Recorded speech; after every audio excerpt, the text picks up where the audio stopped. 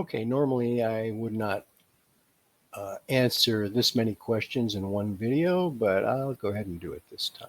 Okay, we're simplifying each radical expression.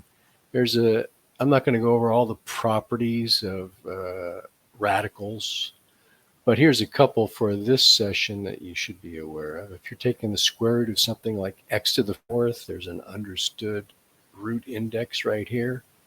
Okay, when that's a square root index, if you have the radicand written in exponential form, all you have to do is take half the exponent, because x squared times x squared is x to the fourth. And likewise, if you have something like 5 squared, the square root of that is 5. Take half that exponent. And the other thing you need to know is that if you multiply a square root of a number times itself, you get the number. Okay, so in number 1, when we're taking the square root of 5 times the square root of 10, there's a couple ways to think about it. You could picture breaking apart the square root of 10 into the square root of 5 times the square root of 2. Then when you multiply these two radicals together, since they have the same root index, you can just write them all under one radical.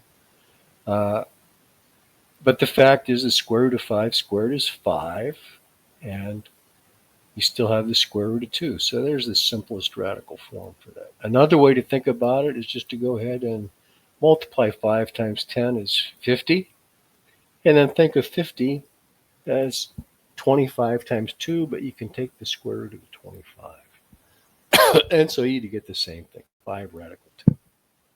And here's confirmation from the Desmos online graphic calculator that these expressions are equivalent. Number 2, we're distributing this negative 3 radical 3 times each term inside the parentheses. Negative 3 radical 3 times 2 radical 5. We can multiply the negative 3 times 2 and get this negative 6. And square root of 3 times the square root of 5 is the square root of 15. And similarly, negative 3 radical 3 times radical 6 is negative 3 radical 18. But we're not done, because this radical is not in simplest radical form. There's a perfect square there. You can think of that as 9 times 2, but the square root of the 9 is 3. That's what this 3 is right here, the square root of that 9. So in the end, we get negative 6 radical 15 minus 9 radical 2. That's not showing over here, but here it is down here. And again, here's proof that these two radical expressions are equivalent. Now, is it the case that the second expression is simpler than the first expression? Well, that's debatable. They both have square root symbols. But anyway, if you're going to change the way that this first expression looks, that's probably what you're going to do. On the second board, this is the product of the sum and difference of the same two numbers. That results in a difference of squares. It's like a plus b times the quantity a minus b. Gives you a squared minus b squared. And that's what I have over here. 7 squared is 49. Radical 12 times itself gives you the number under the radical. And 49 minus 12 is 37. And here's proof using the Desmos online graphing calculator that these are equivalent. For number 4, we got to rationalize the denominator. We do that by multiplying numerator and denominator of the original expression by radical 5. That's just like multiplying by the number 1. So we're not changing the value of the expression, we're changing the way it looks. And radical 6 times radical 5 is the square root of 30. Radical 5 times itself is just 5. Again, here's proof that those two expressions have the same value. They just look different.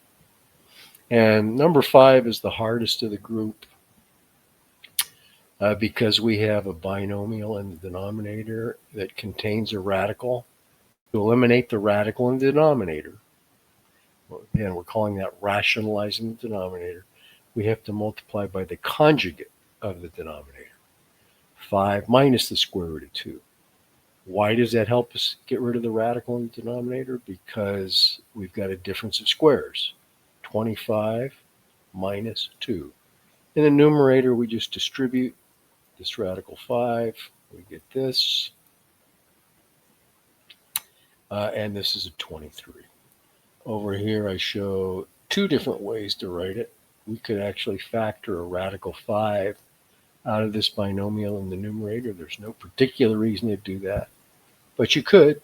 But there are three equivalent expressions. The last two are in simplest radical form because there's no radical in the denominator. We rationalize the denominator. Okay, there you go. Hope that helped. If you have any questions, post a comment.